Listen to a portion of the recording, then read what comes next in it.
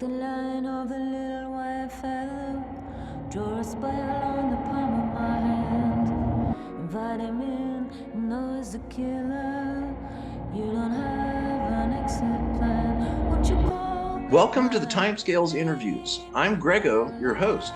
Today I have a very special guest, a multi-talented artist and performing artist, none other than the extraordinary Sukie Smith.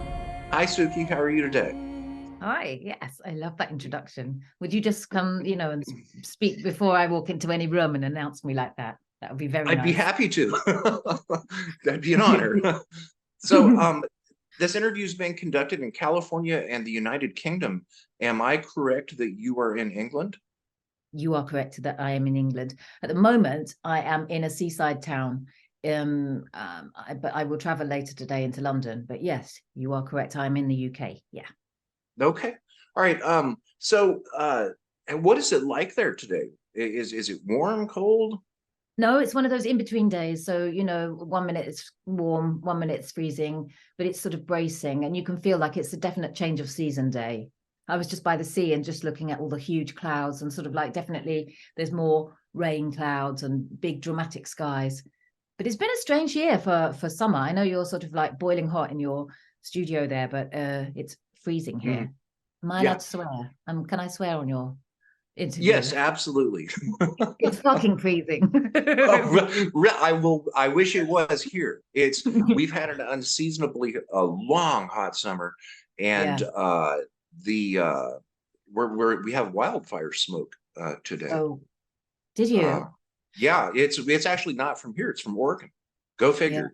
There's some wildfires, which is natural up in Oregon, and it traveled out into the ocean and then came back up over us, and it's supposed to be here for the next week or so. So, well, it's quite wild weather here. It's not dangerous, but there's big storms at the moment, and that's quite exciting. They're sort of like they're at night, and that I love a storm. I sort of wander about my house looking at the lightning, hope it doesn't get me. But yeah, listening to the rain on the windows. Yeah, and the thunder. Always extraordinary. Yeah, very wonderful. Powerful.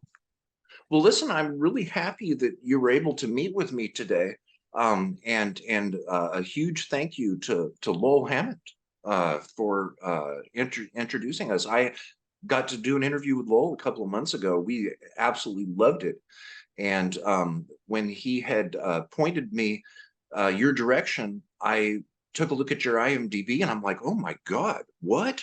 I mean, that you're extremely accomplished, and it's an absolute pleasure to be able to speak with you and learn a bit about you. So let's start off with you.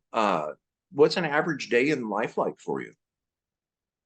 So like all performers, if you haven't, all independent performers, I think, or writers and artists, there is 1,000 things to do just to keep yourself one way or another able to be creative. So depending on the day, I might be working in a tailor's in Mayfair. I might be traveling to kind of like sort something out with some other businesses that I might be sort of involved in, or I might be very solitary, quiet, maybe writing, trying to sort stuff out online, do my own PR. So all of that, it can be, as long as it's not all in the same day, there's just kind of like many things to just keep this sort of thing rolling along, this ability to be creative and to not particularly, to be sort of independent is really important to my soul, I suppose. So yeah, a typical day is, there's a lot of traveling backwards and forwards all around sort of like to make things happen. But yes, a typical day would be either being sort of very posh and working in a big posh tailor's and then maybe going to see a gig at night or something, or there's some theatre, or being very solitary. There's a sort of like, when you've got sort of a world that demands that you're quite gregarious and talkative and engaged, I really do need the sort of like reverse of that. And so sometimes I don't see anybody for a couple of days, just really quiet, and will just be making music or not even doing anything, just still. So there. Yes. Now you say traveling a lot, and I believe you live in a train society. whereas the states were not set up for trains. So we waste a lot of gas driving around. So Yeah. are you traveling around on trains? Yeah, I love that. I love Mhm. there's something sort of like really satisfying about the fact that you are doing something, but you know, it's being done for you. So the train is carrying you, but then you're free to kind of just dream and look and be entertained by what's sort of rolling past you.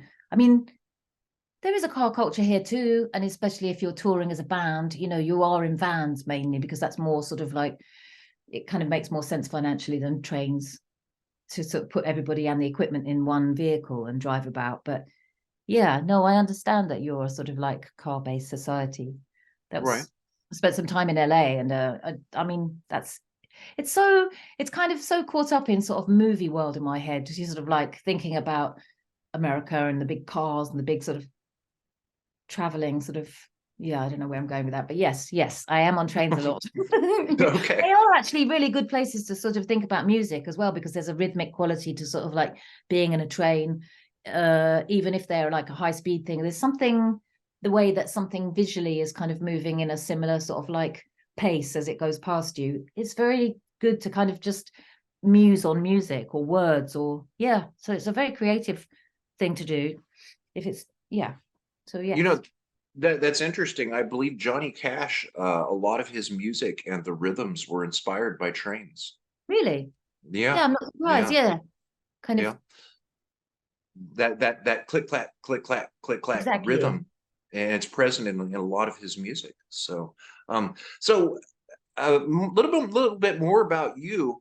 Do you have any secret hobbies like skydiving or stamp collecting? Do I have any secret hobbies? No, I see. I rinse absolutely anything I'm able to do. I just rinse it. I'm like, okay, that's a bit of a London phrase there, but it's like I really kind of like try and get as much out of it as I can, even if I'm not an expert. So in terms of a hobby, I think everything I can possibly do or I'm interested in, I'm facilitated somehow to be part of the sort of creative outpouring. I mean, maybe then, and that's during lockdown, I started to paint pictures. I went out and took pictures of clouds and sky and would paint it as a kind of like slow, sort of calming thing to do. So that's maybe a secret hobby. That's not very funny or very exciting. What else do I do? Um, I don't know. Talk to the spiders in my house sometimes. So you found a silver lining in COVID, and it I gave you the hated time COVID. to start to paint. Yeah. I guess so, but I hated it. I was so unhappy during COVID because it absolutely put a sort of line through everything I'd been doing. I'd been traveling to Italy a lot where my band was quite successful. And so we would go 2 or 3 times a year, more actually. And so the double whammy of COVID and Brexit, making it kind of financially extremely hard to tour as an English band at the moment. Maybe it's changing. But yeah, no, COVID, you know, I'm glad for anybody that had a decent COVID. I did not. I hated it so much. It was really like, that was the first time in my life, having been an actress and a musician, that was the first time there was no performance. There was no, that sort of alchemic kind of like thing that happens between a performer and an audience, that stopped. And you realized it was like part of my chemistry. It felt so bereft that I didn't have that interaction one way or another, you know, even if it's an audition. I don't mean I was performing all the time, but sort of if I would be auditioning at least once a week and or rehearsing, and that changed completely to absolutely zero attention probably. Right. But yeah, so I did a couple of shows online, but that was a really eerie feeling. You know, you sort of sing, but with no, you understand it's a kind of almost like a, I think I said that already, but a chemical exchange between an audience and whatever you've created. And that was gone for 2 years. So it was extremely moving to do my first show after I was overexcited. I mean, it was just like, oh my God, I'm on stage. And yeah, so I've lost what you asked me, which I will do all the time because I'll just go off on a tangent. But yes, no, COVID bad. COVID bad. Okay. No COVID Okay. good. Okay. Now you mentioned that it seems as if it almost completely went away. I know here everybody quit wearing masks, of course, and largely forgot about it. But apparently now here it is coming back, and there's a new vaccine out, and I couldn't imagine going back to the lockdown days. I don't think I don't think people are even capable of going back and doing that again. Especially when it's been exposed that the governments, well, particularly in the UK, are so corrupt. You know, they made their millions with all the fake PPE that they gave contracts to people, but they were also not locked down. You know, they weren't. So they laughed at us. So no, of course not. No one will take them seriously.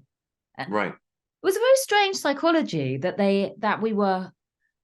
I think as a nation, as a UK nation, there's a rebelliousness or a revolution, a quiet possibility here. But the way it was, we were persuaded to comply was that it was for other people. I think it was really altruistic that we all sat still and didn't do anything out of fear of, you know, harming somebody else. Whereas if it had been sort of sold to us as a kind of real dictatorship, you must not, which it was in some ways, but it was really the philosophy of it was that you will harm others if you are to break our rules. I think, I don't know, there's something in that was kind of interesting to sort of like realize, you can kind of despair with the sort of like feeling of the UK being so sort of like odd with its Brexit and this conservative government, and you just I don't recognize it. But then understanding maybe the reason why people complied with those COVID rules was out of some care for everybody else, was sort of like a bit of a kind of balm over the awfulness of it in some ways. There we are. Now you mentioned traveling around in vans with the band. So could you tell us about your band and what the band life is like outside of COVID? Oh yeah, it's wild. It's hilarious. So as soon as you so you get up in the morning, or it's like so early in the morning, and maybe people have stayed over because it's easier to have everybody sort of in one place if the driver's coming to get you. So you are unbelievably tired because you've already slept on sofas in your own house to try and get out. This is low budget, super low budget. But you get in a van and you think, no, this is exactly the lineage that everybody that I admire, everybody that is making music and touring is doing. You just have to get in a vehicle, whether it's comfortable, whether it flies or drives or whatever. It's the same thing where you can do nothing else. You sit there, you're reliant on that person to stay awake and drive you or fly you. And that's it. Then you've got nothing else to do. Maybe you've got a bit of a laptop or something, but it's like, it's just fantastic to be just maybe that's because my life is kind of like, to keep it going, it's quite juggly. So just to sit there and be just certain that all you're going to do for the next 3 weeks or whatever is play these songs, get on with these people or not. But that is where you have to be. I think I was clever in who I put together with my band. Who I put in my band is that we were all friendly, even if when we didn't play, we didn't necessarily stay in touch. We just knew we were this kind of little army or gang that would wanted to play this music. So there was a camaraderie, and also a kind of, you have to allow people their eccentricities as well as they allowed me mine. You know, I know there was a kind of probably like, oh God, that her. But so yes, and then another thing that sort of, for me, it's joyous. And so you arrive somewhere and then there's a schlepping of gear, there's carrying, there's setting up. You know, I mean, I'm sure you've heard that story 1,000 times. But it doesn't matter on what level that you're doing it. If you're doing it in a little van that you've hired yourself, or if you've got a big tour bus and a lot of crew, it's the same. It's just, I love it. You know, one of the things that really surprised me to learn about interviewing people in bands and traveling and in band life is something so simple. How many people bring their dogs with them? And when I realized how many people bring their dogs with them, I thought, you know, that's almost like being on the road is living on the road. Well, yeah, I guess. I mean, some of it reminded me of my childhood, because my mum and dad had this sort of like this van that, you know, like a camper van. And every single opportunity that we weren't at school, me and my sister, we would be packed into this van. And I just know my dad loved it, that it was like this little unit with all of his family in there and enough to survive. And we'd go into forests and spend as much time as we could before we had to go back to school. So there was a sort of Yeah, living definitely didn't feel like a separation from life. It just felt a continuation. But if we'd had a dog in the van, I would have loved that even more, because actually I did tour with, I'd sang backing vocals for a different band, and the drummer and the keyboardist were in a partnership. So they were both on tour. So they had to put their dogs into kennels. Although why didn't we bring it with us? I guess it might not have liked it. It's a bit noisy, but yeah. You know, that's something we have in common there. My father used to have a really huge car. It was called a Ford LTD, one of those classic early 70s massive vehicles. And we used to drive every year from California to the Grand Ole Opry in Nashville, Tennessee. We would drive all the way across the US. That's a long way, isn't And it? it is, it takes days. And the back seat area, which was fortunately rather large, was kind of like my brother and I's bedroom on wheels Yeah. for days. You know, we'd have our stuffed animals. One time we brought the cat, which was a huge mistake, and we made it halfway to Texas before the parents even realized that the cat was in the car, and we got in a lot of trouble. Really? But yeah, so listen, I when I looked at your IMDb and then your website, Yeah. sukiesmith.com. And by the way, for anyone watching or listening to this, absolutely go and check out Sukie's website. It is excellent. You can check her out on IMDb, but in particular, do not miss her website. It's sukiesmith.com, which is SUKIESMITH.com. And it's very comprehensive. And it lists a massive amount of achievements in arts, performing arts, theater, film, television, music, radio, and more. And I want to ask you about your band a little bit more, but what I'm wondering is, did you happen to know at a younger age that you had interest in arts or performing arts? Yeah, straight away. Yeah. You know, I don't know Okay. why I knew that, but it was almost like I didn't even consider much else. I think that I really owe my parents that. There's sort of like real respect for music, art, theatre, cinema, and sort of holding that in equal importance to sort of like learning other things, you know. So, but so there was schooling, but there was also sort of like this fascinating, they were both they were both musical, and you know, there's just this kind of household of books and music. Yeah, so I did kind of always think that that would be my world, but I thought of it for I studied classical music for a little bit, so that was, but I didn't think that I sort of kind of imagined being in an orchestra, but that was when I was really young. But I just suddenly, I sort of, when I started to notice what society was, and maybe what society might expect from me, I thought of the arts as a way of navigating all parts of it. So that it seemed that that is the way you would be freest in a society, is to be an artist. So you weren't expected there, you know, you could make it up as you went along in some ways. It was like things weren't expected of you in a class system, in a kind of by being female, it seemed freer. So yeah, I think I always knew all of it would be important to me. So in my social life, there's a whole sort of like understanding of art. A lot of my friends are artists, but that isn't particularly the way I would express myself. But I always knew it was already predestined for me. Just knew I would be one way or another an actress, musician, blah blah blah. You know, I did have an understanding that all of it was the same in some ways. You know, I think I was brought up when it was kind of not so accepted as it is now, but you almost had to be an expert as an actress or a musician. And so for a while, I wouldn't even tell two sides of my life that I did either, you know, and quite, it was sort of just pre-internet. So you could kind of disguise your existence on a lot of levels, which isn't possible now. Maybe that's good. I'm happy for it to be this whole sort of outpouring just as a kind of what's the right word, as a sort of response to society or to nature or to whatever is happening. It's just all of it has its place for me anyway, for my creativity. I know you asked me a specific question and I can't remember it. No, you answered it perfectly. You know, did you know at a young Yeah, age? I did And know. apparently you did.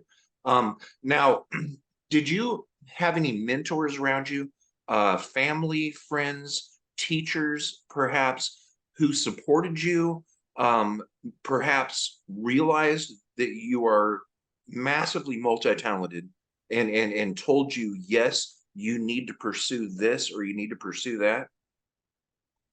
No, that's interesting. I mean, I think I found people out who were going to kind of support what I had as a vision for myself. But no, schooling wise, I went to a very tough school and there was a drama department in there, but there was a lot of, I'm from Essex. I don't know if that means anything to you, but it's a kind of quite brash, flash sort of part of England. And there's a lot of mockery. I mean, it's kind of a bit money oriented. And it's like, I don't know, you have to be quite fucking tough to survive there. Sorry for swearing. So did I have mentors? Yes, I did. I mean, there was somebody that thought anyway, yes, I did. I did have mentors. And I was kind of surprised that anybody noticed anything I did. But I was also just like this little nerdy kid who was like, okay, so this person is asking me to play this music and I'm responding to them asking me to do that. But I didn't have a sort of wider vision of thinking that that was leading me into anything because I was a child. But it was like, I don't know. I don't know. Did I have any mentors? My parents obviously were very supportive of anything creative that me and my sister did and sent us to lessons for instruments and little sort of after school clubs that were connected to drama and came to see everything. I mean, I was quite a good sports person and my mum was just like, oh, couldn't we bother to go and see that, which is, I don't blame her. Who would want to watch somebody running around a track? But it was like, I did feel slightly shaped in that way. And I'm not saying that I regret that at all, but yeah, I was kind of sporty as well, but that was less, that didn't get any attention. So, you know. So tell us about your educational background. You obviously have a tremendous amount of experience, and I'm wondering about your educational background of note. Perhaps were you trained in stage or Yes. So yes, okay. I went to a tough school. I did sort of some qualifications, stayed at school till I was 17 or 18, sort of finished that sort of like normal schooling. But then instead of going to university, I went to drama school, which is the process where you audition. And that was I was very supported by my mum and dad there. That was very kind. They'd come and sort of drive me to London and, you know, yeah. So then I went to drama school, I went to the Royal Central School of Speech and Drama, which is a really good school. And that was a real endorsement of knowing that you sort of not made a mistake about yourself, that you had kind of, you know, that your assumption that you were perhaps going to be quite good at something was not wrong. So yeah, there's those things in your life, aren't there, where they sort of stand out as like sort of just kind of endorsements of decisions that you're making, that when you're feeling really sort of like complicated about things, maybe you made wrong decisions, and it's like you just kind of can use them as sort of like tent pegs to keep your sort of like morale going. And that is one, definitely, getting into that school. And then that is a big change of life. That is discipline, and you know, you're exposed to extraordinary text and learning, and it was very practical, my course, which I'm grateful for. I think some other courses maybe now are a bit more academic, but yeah, that was wild meeting. Sort of, there were only, I think the maximum, there was about 18 of us in this course for 1 year, and there were only 9 girls.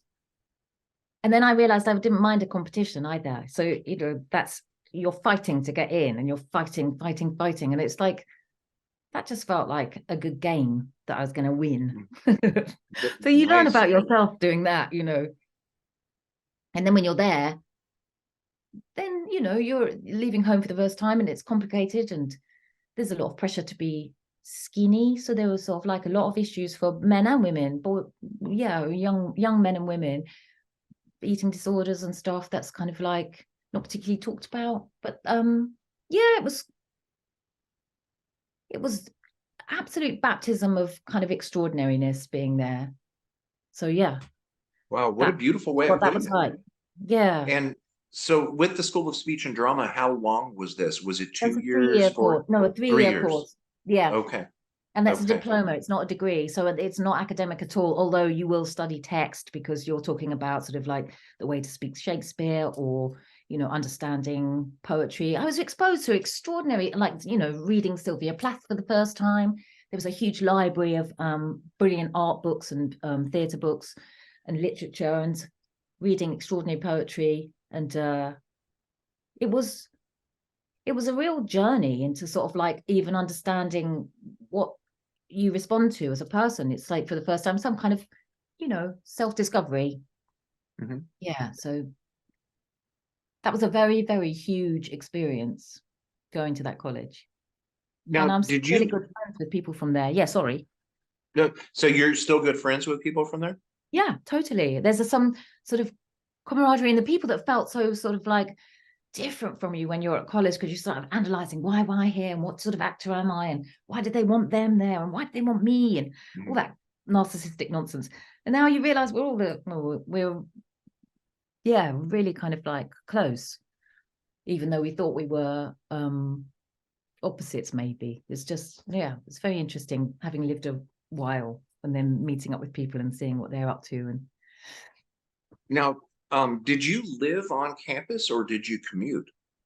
there was no campus, so it's a big beautiful building in Swiss Cottage, which is a funny area of London, in North London, sort of between Primrose Hill, Camden, which have got big identities to the, if you live in London, and then Hampstead, maybe it's sort of a bit further away from it, but it's like this funny area.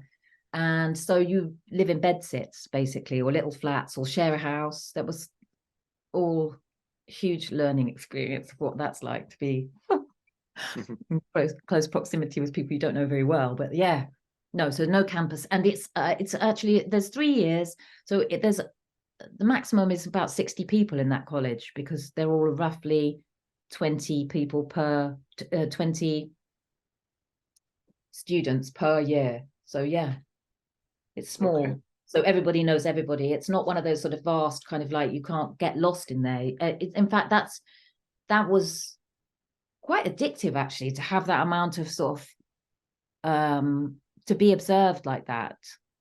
Yeah, I mean, yeah, kind of like extraordinary to be there and work constantly on plays. So there was no theorizing. You were just, you know, you were cast in something, you go and you sort of look in the corridor when they were going to put the new cast up, and you go like, oh, or yeah, I've got the best part, or no, I haven't. And then you'd just work on maybe 4 plays a term. Yeah, I think. Okay. Okay. Now, when looking at your IMDb and reviewing your works, I've watched your acting. It's very impressive. And I wasn't really sure where to start here, because I want to ask you a little bit about each area of arts and performing arts that you were involved in.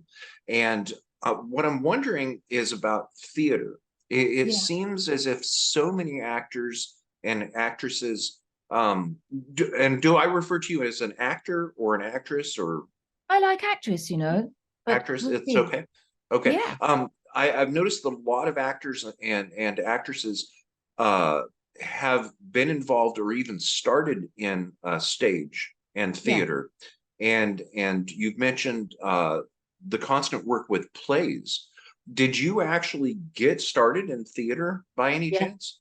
Yes, I did. Really? Yes, because Okay. for a while it was kind of like you could not work as an actor unless you had an equity card, and an equity card you could only get if you got some of the sort of like little jobs that were going in theaters. They had 2 equity cards a year that they would give, so you would fight to get one of those. And I got one of those and started working in theater. But my career definitely took a swerve, and you know, it wasn't that usual to have a film career as an English actress. But so you know, my agent pushed me for stuff, and it was a funny thing, you know, I'd go for a job. This sounds elitist and weird, but it seemed to happen a lot. I'd go for a job which was maybe touring around schools doing the play, and you know, I'd jump through hoops, try and get this job, try and get this, didn't get anywhere with it. People were like, no, it's just not cool enough, just can't get it. And I'd go for an interview with, say, Nick Rogue, and he'd be like, yes, you're in my film. Or Mike Lee, yes, you're in my film. I don't know what that was, but it was like, maybe it was me, my attitude, maybe I was being snobby or something. But anyway, I ended up having a bit of a film career for a while, which I think took everyone by surprise. Suddenly I was like in The Witches and in Right. I was watching that this morning. Were you? It's Yeah. such an extraordinary film, isn't it? I was looking on TikTok. There's a big thing on TikTok where they sort of put the one from the 90s, which I'm in, and to the one that was like Anne Hathaway. They sort of do a split screen and they do almost the same scene with it, which is making me laugh. I think their one Roadie was obviously better. And what is it about the music in The Witches? Yes, who That's did that? I don't know who did that, but and obviously as an actor you have nothing to do with that. That's right. interesting. You thought about that because I don't know. It's definitely scary, isn't it? It's It kind of, is. Yeah, it's haunting. And yeah. it's something that once Oh, you've it's heard Danny it, you Elfman, will. isn't it? Isn't it Danny Oh, Elfman? I I'm think not it. sure. I'm not sure. I didn't actually look at the credits of that this I morning. think it is. Yeah. No But wonder it's haunting it and extraordinary if it is. Yeah. yeah, it's definitely memorable. So you're gonna love this one here. Tell us about your band, everything about your band, the name, your genre of music. How in the world does it feel to be involved? You've touched on it a little bit. How does it feel to be involved in a band and going out and connecting with audiences that know your music, may sing along with it? Do you change your set list every performance? Uh, tell us about your band and your Well, band it's a life. lovely question. How does it feel? I mean, it feels fucking amazing. I was so for a long while I was an actress only and kind of like was involved as an audience member or sort of kind of maybe writing with people, but never actually being in a band. And it was like, I just didn't feel that sort of like, I was like, why am I always going out with musicians? What's wrong with me? It's like, really hoping they put me in their band. It's like, oh, get a grip. So I did this. I would suggest that this is a brilliant thing to do. Somebody suggested the artist's way to me and sort of like you do those things and it's like, what's missing? And then it's like, well, music is fucking missing. Why am I not making music? So That yes, piece. lovely humans around me were like, okay, well, let's try and facilitate this. And it was because I wanted it so much because it was such a kind of like huge hidden thing that I didn't think I was allowed. It was really complicated to sort of like make the first demos that I was making. And I had a really lovely friend who would just be quite firm with me and be like, sing now, and some press a little like, do it. And I'd be like getting up and walking away and being a complete diva, but it was just out of fear. So then he helped me put together a band of there was a band called the Rocking Birds that were around in North London then, and a couple of them came and played drums and bass actually. But the sound of it was kind of Velvet Underground. It's like I am obsessed with the Velvet Underground. So it was kind of sort of like a little bit. The Rocking Birds were a country band, so that was an influence in there by accident, which I was very happy about. But then a kind of sort of dumbness as well to my guitar playing, which was extremely dumb. But maybe my songwriting, having been exposed to so much brilliant music all my life, I think, I don't know, I still really like some of the songs I wrote when I first started making music. And I think, So then I played my first show and that was extraordinary. I was kind of so over-rehearsed. All my band were really cool. And I was just like, we got to do another rehearsal. Because I was so actressy in my mind. It's got to be, everything had to be, even down to like, look what I do. Not quite that bad, but, I really wanted to over-rehearse. But, and then things blew up for a bit. Everyone was like, yes, maybe we'll sign you. These things will happen for you. And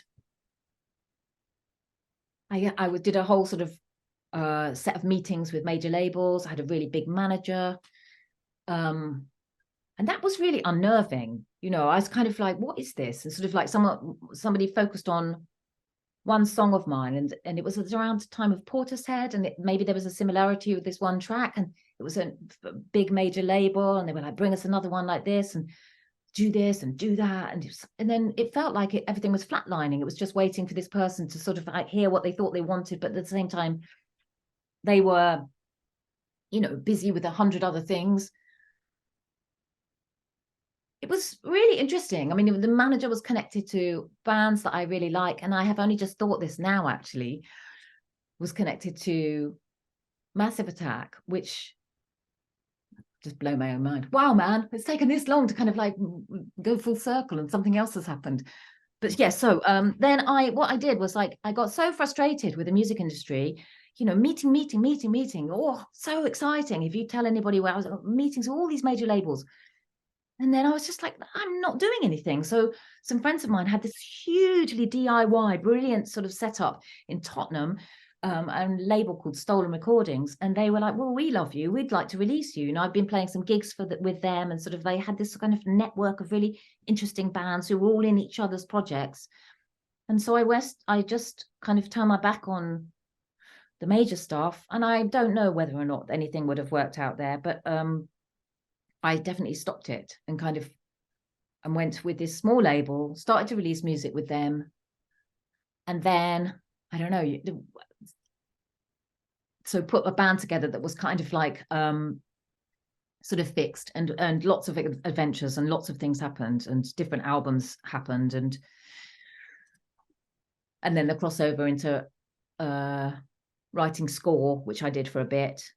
And then sort of maybe, I don't know where I'm going with this, but it's like I suddenly nearly told you the whole sort of like genesis of how I've made music. But yeah, that is the main focus, was to keep being creative. And if I don't know how those guys that stick it out and wait for the labels to decide or bear it when they're, you know, twisting things, I don't know how they do it. I found that unbearable. So that's a sliding door moment, I guess, in my music career anyway. Okay, very interesting. And that you just touched on something here, which confirms something that I noticed when I was watching a music video that you were singing in. And beautiful voice, by the way.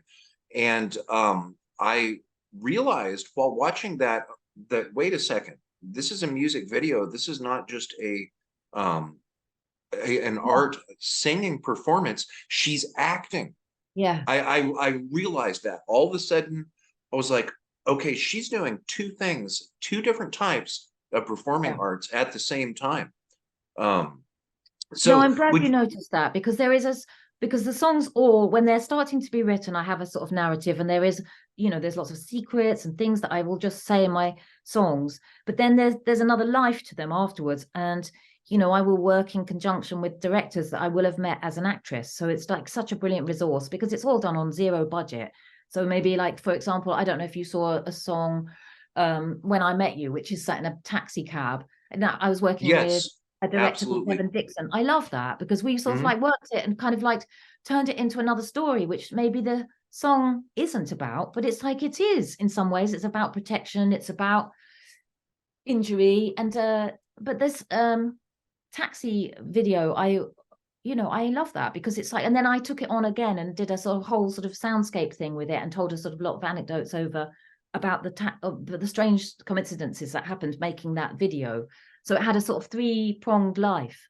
But I really like that sort of like where there is, you know, you kind of expand things, and it's the idea that it is another performance, and it's not just performing your song. And yeah, that I don't think I've spoken about that with anybody before, because I think it's like I'm just doing a music video. But you're right, it was a whole other thing, you know, sort of like these interactions in the back of the cab. And yeah, thank you for noticing that. Yes, ma'am. And it really wasn't obvious to me at first. I watched it several times because I really like that song, and then I like that video. And it just it was like hitting a brick wall, realizing, wait a second, she's not just singing, she's acting. And it would make sense, because I was going through your IMDb, and it makes me wonder now. It may make me look at music videos a little bit different, because now I'm actually going to be looking at performers and determining whether or not they're just singing and performing as a musician, or if they are actually acting at the same time. It was intriguing to notice. So tell us about your experiences in television. We've gone into stage, into film, into music, and you've even, weren't you on 4 episodes of the EastEnders? Yes, it was so Yeah. surreal. Just before I was Yeah. about to release my first album, I was like, of all the times to then go and do a mainstream sort of like popular soap, but that was surreal. It was like being, it was so extraordinary having watched it all my life, and then suddenly you're there and you're in the set and you're talking to, there was one time, I don't know if you know these actors, but they're both dead now, but there was Barbara Windsor one side, and then there was June Brown, who played Dot Cotton, the other side of me. Just, they'd taken me under my wing. They thought maybe I'd be there for a long time, and they were just bantering with me and being fabulous and kind of and challenging. And but yeah, that was surreal. And I squashed it as well, because I did not want that to kind of be a narrative around my first album. So maybe there was stuff that would have happened with that, but I was just really like, keep it on the down lows in terms of like no publicity about it or anything, just in case it sort of like made me seem, there was still that prejudice about acting and music, which there isn't now, which is brilliant. Right.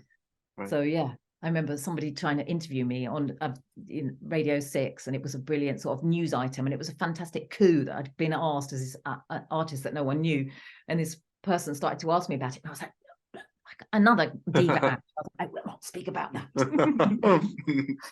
But yeah, television, I tell you, television, the thing with television is how quick it is, apart from when you get an early call. So they call you at 4 a.m. and you sit around and you're like so tired, and you don't get called forever. But then when you have been called and you're doing your scenes, it's really snappy, and that's exciting in a different way. And I've done a couple of, I did a long running series. I did Peak Practice, which I was in a series and a half of. And that's another sort of like strange thing where you just become in this world, this sort of, there's nothing, you can't do anything else. You think you kind of maybe sort of still be able to write or do anything. No, you just, it's so intense. And I also have huge admiration for anybody that does a decent performance on a TV show, because it is so fast. So if you've got something that's moving and incredible, they are genius actors. And on EastEnders, for example, sometimes you get amazing performances, and I'm so agog at that, because that is basically as quickly, they do a multiple camera thing and they're just trying to get through the script. And I mean, I'm not saying that disrespectfully, but it's like, if you've got something brilliant that comes out of somebody, they are clever, because they are not given an goes at that. That's 2 goes maybe, and then they're moving on. You know, you have to kind of like do something dramatic, like walk into the furniture and make it move for them to want to do it again. Did you ever have to do that? Did I? No, darling, that was marvelous. Every time. No, that was surreal though, doing that. Yeah, it's brilliant. I mean, sometimes you get taken off to locations that you no idea. It's kind of glamorous. You get cars, you get to stay in hotels. It's lovely. Yeah. Now, if you will recall, perhaps the first time that you actually, maybe you were sitting on the couch or the sofa and watching the television, all of a sudden there you are. Yeah. do you happen to recall what it felt like to all of a sudden, did it feel like, okay, I've made it, I did it, or was it awkward, or how does it actually feel to see yourself? First time I saw myself on screen was a cast and crew screening of a film I did called, I can't remember what it's called, A Summer Story. And then I was kind of like ready to sort of like hate what it was. But then when I realized it was me, I was like, oh, it doesn't, I mean, the opposite happened. I was just like, I watched it, just watching a character. I didn't feel like it was me. And the bit that gave me the hugest joy was seeing my name go up in the credits. I was like, fuck yeah, there she is. Oh, there you go. I kind of separated myself. And the same with TV. I mean, there's kind of vanity there where you're just really praying that no one's got a horrible shot and used it. But, you know, once you've kind of seen it once, it's like, then you can just observe it in a sort of, as if it's not you. That's how it is with me. Okay. Once I've sort of like just assessed it for any hideous vanity shots. Then it's like, no, but it is, I'm don't mind saying it's absolutely delightful to see it, you know. Awesome. Okay. Now, Along that note, there is this thing where when someone records their voice and then they play it back and listen to themselves, they sound very much different than what people think they would sound like to other Yeah. people. And what I'm wondering is if you happen to recall one of the first times you ever heard a recording of yourself singing. No, I think my thing is that I don't think people think I sound the way I look. I mean, I don't think I shocked myself with the way I sounded. And I also understood that it's in my control as to how I will sound because of all the work I've done as an actress and all the breath. Central was a really progressive school in some ways, where I understood about strength of breath and how to kind of like control feelings and how emotion is entirely, conveyed by your voice, absolutely by your voice. So no, that didn't shock me, but I do think like my first couple of albums, I think I sing very softly. I think I'm quite melancholy, and in real life I don't think I don't allow myself to be that way. Coming from sort of quite a tough town, there's no room for that. You just it's like, right, go. So I think people were so surprised that that was the way I would express myself, in quite a soft way. And I think this album that I've done more recently, there's definitely a feistierness to that. So, I mean, no, I wasn't shocked at how my voice sounded, but I do think other people might have expected something else from me. Okay. And too Now, bad they didn't yeah, get it. there you go. Nice. So when did you find your singing voice? Was it before or after the schooling? During? Well, I was quite ill as a child, and as a way of kind of maybe helping me, I don't know, my mum was definitely like, you may not sing. So I didn't sing as a child until I was maybe 14, like that's thinking, or maybe a bit in the choir or something, but at school. But there was definitely this feeling that would have hurt my throat for some reason. And I find that quite mysterious. But so that when I found my fucking voice, exactly. It's like so I think the progression between the albums is interesting. I think my voice changes during the sort of like the 3 albums I've made. And this last album is definitely kind of, I was really grateful to the engineer that I worked with, who was, we'd do a take and it sounded nice, it was in tune, and he was like, no, I think you can do better. And it was actually more like being an actress, and I'm very happy to be pushed, sort of like to get a different performance. But I don't know that anybody else, I didn't know, I don't know. There's something weird about being a performer.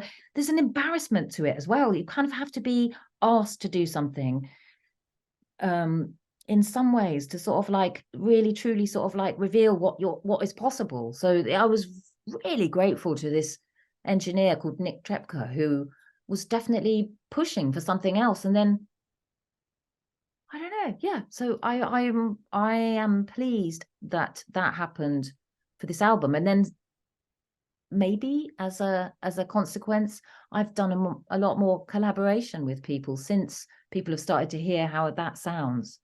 I've been working with other artists and producers, done a track with Lowell Hammond, like you had mentioned before. Right. And I'm about to release a single with a guy called Silent Strike. And it's a different voice from how I sang at the beginning. Definitely. It's interesting to even think about it for me. I mean, so yeah, that's when I found it. It's still evolving, I think it's like opera singers don't become their true voices, do they, until they're really far into their careers. And yeah, I'm quite interested in experimentation with the voice. It's such an extraordinary thing. It affects molecularly ourselves. Yes. Blah, blah, blah. I'm really glad that you touched on the evolution of your voice, because I absolutely did detect that in listening to all 3 albums. And I was wondering if it's by plan. You just used the word evolution. Would you say that over the span of these 3 albums that your voice has, what is the proper way of asking you this, that your voice has matured into a direction that you want it to go? Or would you say that each of those albums pretty much just stands on its own, if that makes sense? Yeah, well, I mean, first I'm correcting myself. This is my 4th album. I don't know why I forgot one. I would say, I think as my songwriting's changed, I think as I've kind of got braver, or I wanted something bigger, I think I've written songs where I am more experimental with my vocal on purpose so that I can kind of Okay. do that. So yeah, I think Okay. I've challenged myself. And this last album, which isn't out yet, I definitely, I mean, it's definitely, I had a huge experience of near death 5 years ago. And that is a game changer, obviously, for everybody that's ever gone through anything pretty hardcore like that. And then I think before I was fearful, and now I'm fucking not. You know, now I'm like, hear me roar and all that. I mean, I haven't done a sort of like screaming album, but there's just a sort of like, there's an unembarrassment about vulnerability or strength or fury, all of which I might have sort of been a bit embarrassed by, you know, kind of too much, maybe trying to sort of like keep things in a box. And this album, no, everything is like, if it was in the song, then I wanted to sing it as I wrote it, and I had a lot to write about. So that has changed. And I think by accident, it had to transform because I have totally changed, you know, or I've survived, and therefore there is, you know, you cannot go unheard once you've nearly not been here. It's essential to honor yourself, maybe, to sort of like, that's how it felt anyway. That's I don't know, really feel like crying. Okay.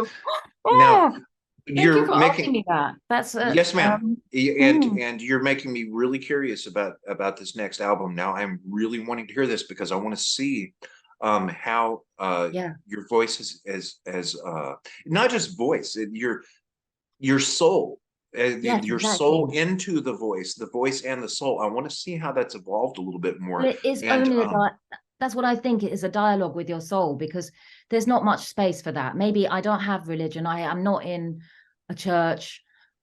Perhaps that's where you had, maybe you have a dialogue with your soul, but it's only music that feels like it will give you an answer. So that is definitely what's been going on. And now it's just quite sort of raw and sort of, you know, it's undisguised now. So yes, it does sound different, the album. Saying that would you'll you hear it, say no. would you say that the near-death experience can be hurt? The evolution changes in your voice, expression of your soul, is something that can be detected in your 4th album for someone who has listened to the progression, Yeah, such as myself. 100%. I mean, Okay. anyway, there's songs that are just about that in quite bare narration. But yeah, no, totally. I don't think I could have ever gone back to being kind of polite with my music again. Okay. You know, I mean, it's Okay. not impolite, but it's just like, it's the essence is clear now, I think. Okay. Okay. Now, I was going to ask you a little bit more, but if there are songs about that in pure narration, we'll just leave it at that. No spoilers. That way, people can. And what is the name of that album? When does it come out? The album is called The Glass Dress and a Ringing Bell, and it's to be determined. There's 2 singles out now. So I've released a song called Honey and a song which will come out on Saturday called Fixed Star, which is the collaboration with a fantastic artist called Silent Strike, who's a huge electronic artist in Eastern Europe, Romania. And here, you know, he's a kind of like big deal. So yeah, that's happened.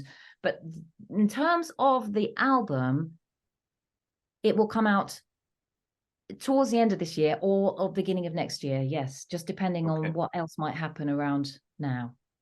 Okay, very good. Do you happen to have a favorite genre of music?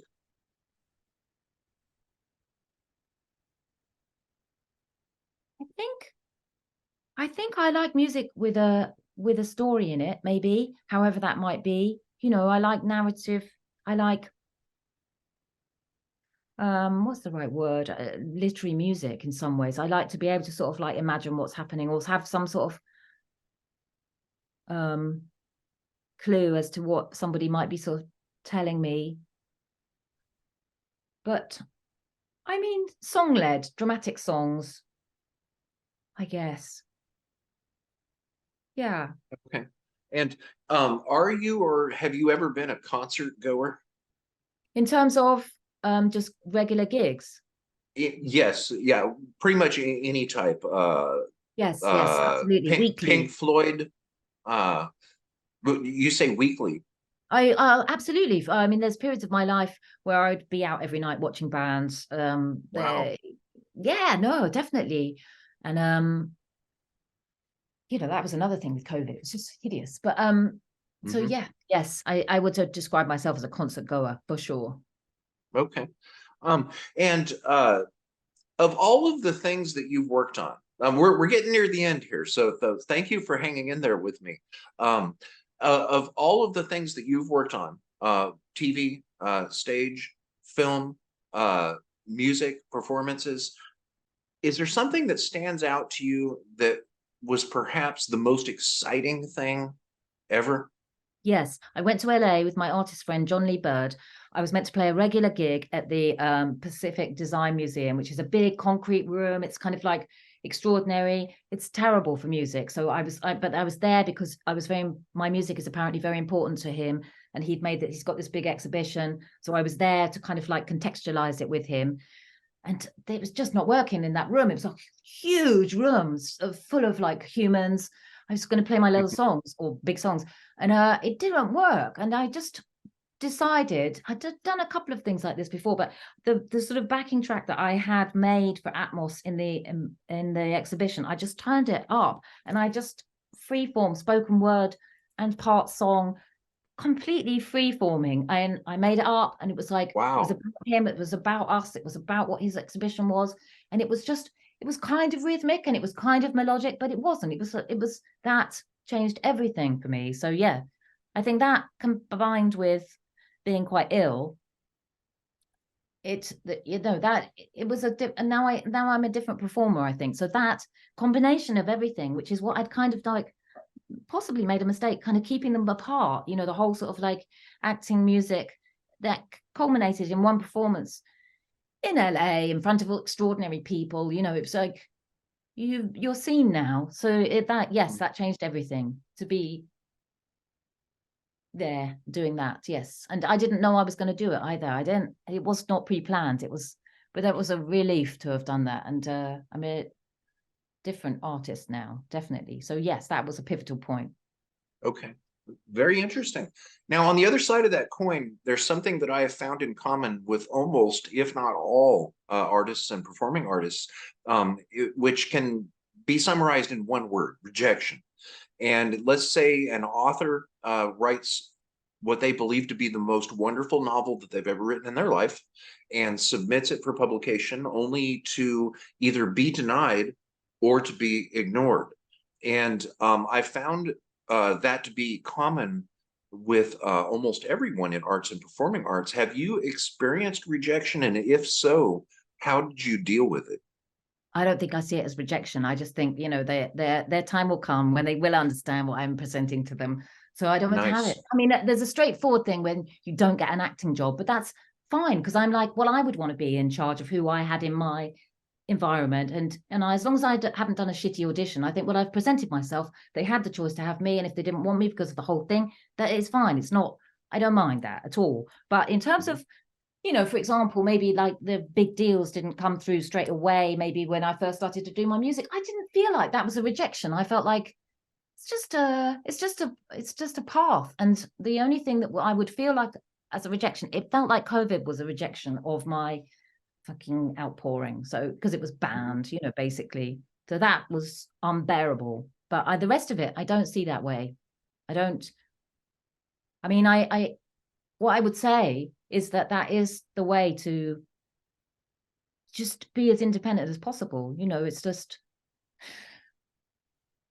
then that isn't in your way. I mean, I've been signed to a few labels, and that is quite hard to navigate when you've got a vision and somebody wants to sort of like take you somewhere else, which might be a rejection of your vision. But then there's ways of making people do what you need them to do. Yeah, so no, I don't.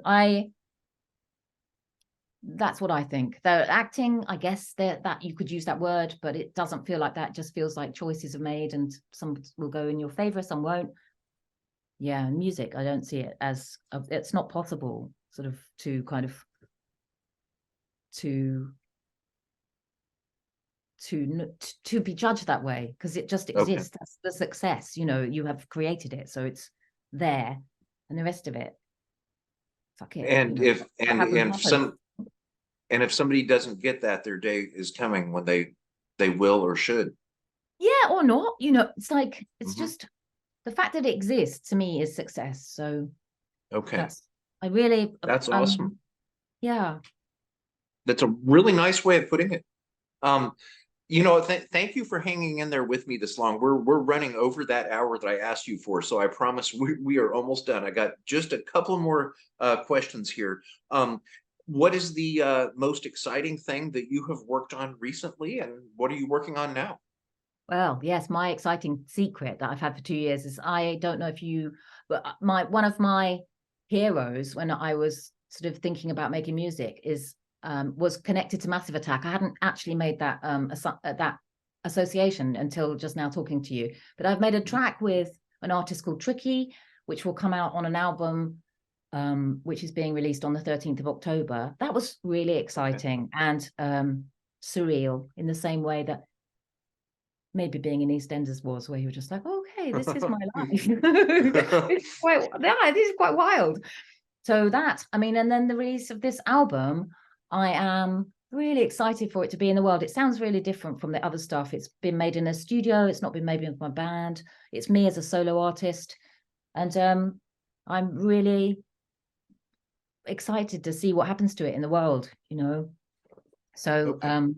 yes, that is what I'm looking forward to. Both of those Okay. things. Wonderful. And watchers and listeners will be able to keep up with what you're doing on your website, Yeah. sukiesmith.com, correct? Yes. Okay. And that was Okay. the one good thing that happened during COVID. My best friend just was like, I think there's no one understands what you've done. And I didn't understand what I'd done until I saw it like that. You know, then I was like, oh, okay. I'm of the nature when I'm doing something, I'm all in. And then I'm like on to the next thing, you know, oh, okay, all into this. And it's like, I've forgotten about that. Don't talk about it. I remember somebody saying to me, well, if you've done these things, why aren't you speaking? And it was like, because they're 2 years ago. It's like next.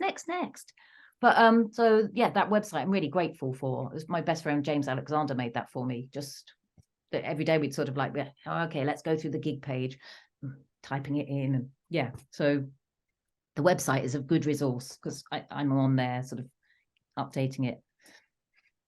Okay. Yeah, it's absolutely excellent. And everybody needs to go to sukiesmith.com. It's SUKIESMITH.com. So one of the most comprehensive and excellent websites that I've ever seen of an artist or performing artist. And everyone definitely needs to check that out. Now, I've got one last question here. AI.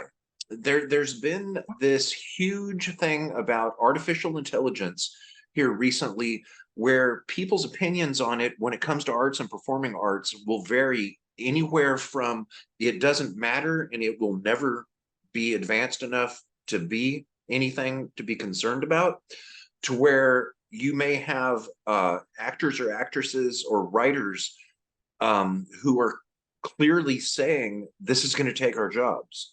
And Yeah. now, how do you feel about AI? Do you believe that it is an actual viable threat to performers I or don't know. artists of any I don't type? know, because I mean, if you're in a room, then like we spoke at the beginning, there's that sort of alchemy between real people, and it is really moving. And maybe, I don't know. I mean, I support a strike if there's something to strike about, like the fear that things will be written, or you know, things will be exploited without people's with any recompense for them. And of course, but I don't know. I've got a weird feeling things will be all right. I just think Okay, that something that's will all. happen. We kind of understand that, well, it's not a threat, or, you know, I Mhm. I don't know. I mean, obviously, I'm supportive of people getting things written and, you know, guidelines, etc., and nothing being exploitative. But I don't know. I don't feel super negative about it at all. Okay, so you're optimistic. I'm optimistic. Yeah. Okay, very good. All right. Where do you like to be found online? I'm on Instagram a lot, and my Instagram is Madam_Sukie_Smith, I think. Yes, but it's Madam Okay, Sukie Smith. And yeah, that's good there. And the website. Instagram. And, Okay. yeah, I think that's good. Okay, so we're going to go ahead and put links to Instagram and, of course, SukieSmith.com down below. That way people can check them out. And I'm wondering, do you happen to have a favorite charity? I know that it seems as if the British are really large in charities, which, of course, we have them here in the States, but it seems to be even larger socially and as part of your society there. And I'm wondering if you happen to have a favorite or any favorite charities. Wow, that's I worked for a while as a trustee for a mental health charity for young people, which is called Key Changes. And they are successful in their sort of approach to an artist-led program for some musicians, some people that just want to make music, and they facilitate people being in studios. That's good. But I also, you know, Greenpeace is the faultless, and I guess like just charities that are kind of looking out for forests. I don't know.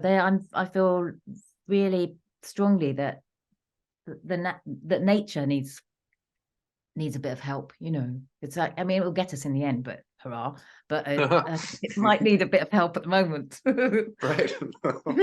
Okay, very good. Now, Sukie, thank you very much for your time, and I'm so happy that Lowell Hammond pointed to one of your posts online, and I got to actually meet you, because in looking at your accomplishments, I'm extremely impressed. In fact, you know what? I'm glad that I'm not I don't even know how to classify you, because it seems like with arts and performing arts, you're in all of it. So I am glad that I am not an artist, because I would probably end up staring at my IMDb page all day long. And Saying yours that is doesn't happen. okay, okay, Boo, boo, nice, nice. All boo. right. So thank you for your time. And I'm wondering, for anyone young or old that may look at this and have dreams or goals, someone that might aspire of doing maybe only a fraction of what you have done and are doing. Maybe they want to be a musician in a band. Yeah. Maybe they've already written music. Maybe they want to be on television and see their name in the credits. Maybe they want to be in film. Maybe they want to be in stage. And you've done it.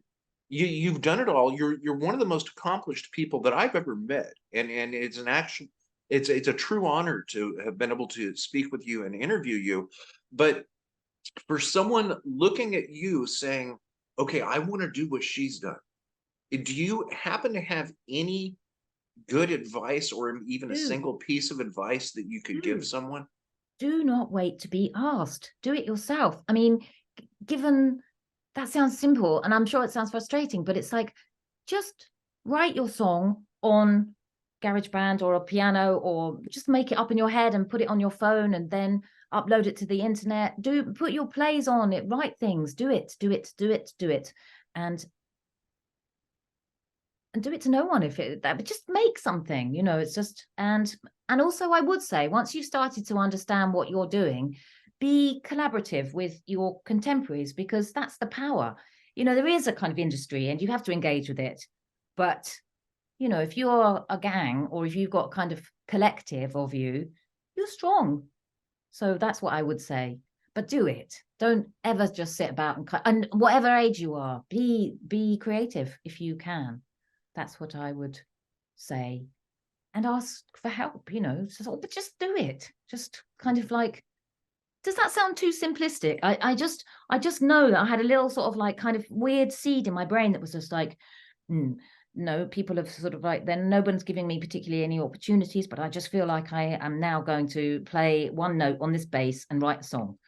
And so, and then other things happen. I just think and collaborate with people. Okay. Blah, blah, blah. Okay. One word you Very said. good. No. No. You No know, such thing. I realized that I didn't ask you about instruments. You just mentioned your piano, and I know that you play guitar. What I don't are really. Let this be a decent lesson. I don't play anything particularly well. That's what I mean. It's just like, okay, someone told me this is A, right? I quite like that sound. Okay, well, what else goes with it? Oh, this, and then not take any notice anyway. I don't know. I can't play my own songs. I have to ask somebody to sort of like notate them or tell me what this peculiar shape I've made because I think it looks a bit like a dinosaur. I'm like that shape, and then it sounds nice. And then I'm like, what is it? And someone's like, well, that's G7th, on the 5th fret or something. I mean, that doesn't exist, but I mean that. Just be brave if you can. I know everyone's got troubles, but it's like, just be gentle as well on yourself. That's, I think, just don't be hard on yourself and other people's success. Fuck it. It's just make something and share it. That's all. Okay. And what is one of the last things that you played on that piano right there behind you? Your song, the song that's connected to your so that's connected to the thing that we were talking about before. I was right. How to Play Sharp Dressed Man by ZZ Top. Now that's it. I want to hear you do that. Please send me a recording. I'll send it to you. I'm still really, I can tell you, I'm like working it out like a little idiot, like people that can play extraordinarily brilliantly. I don't know how they do that. I'm just like make things happen. Make things happen. Make things happen. Okay. Yeah. Sukie, you are absolutely awesome. And I am so glad that I got to meet you and do an interview with you. And anytime you have something going on, send me a message and I'd love to talk to you again. And thank you. I thank you for your interview. I have said things I didn't even know about what I was thinking. And thank you for that. Wonderful. That was a very, very interesting journey to walk through all of that with you. Yeah. Absolutely wonderful. Okay. Was there anything that I did not ask today that you wish I would have? No, I don't think so. Got it covered. Yeah. Okay. I mean, I'll talk 24 hours if you want, but it's like, I think hey, I'm down for that. we can do a 12-hour interview if you want to. I've seen some art that there's some woman who's brilliant. She's an artist called Marcia Farker, and she talked for 24 hours. My friend filmed her, and we would dip in and out. And yeah, she did. Oh my God, they were so tired by the end. But then we had to watch it. Watch it in 7 hours. It was fantastic though. Yeah, anyway. So yes, that does happen as art. All right, Sukie, you rock. Really nice to meet you. Okay. Have a nice evening. Thank you very much. You too. Okay. All right. Bye-bye.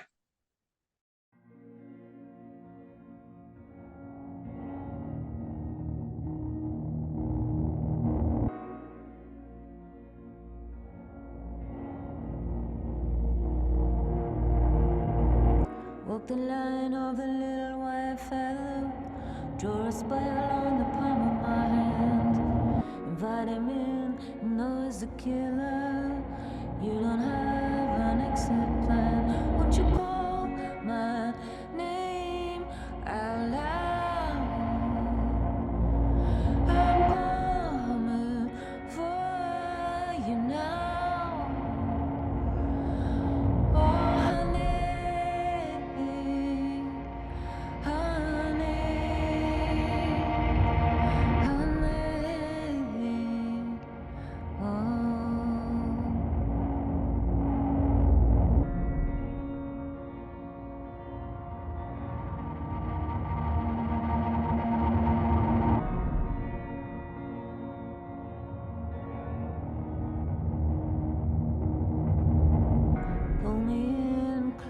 To your thoughts, I understand everything.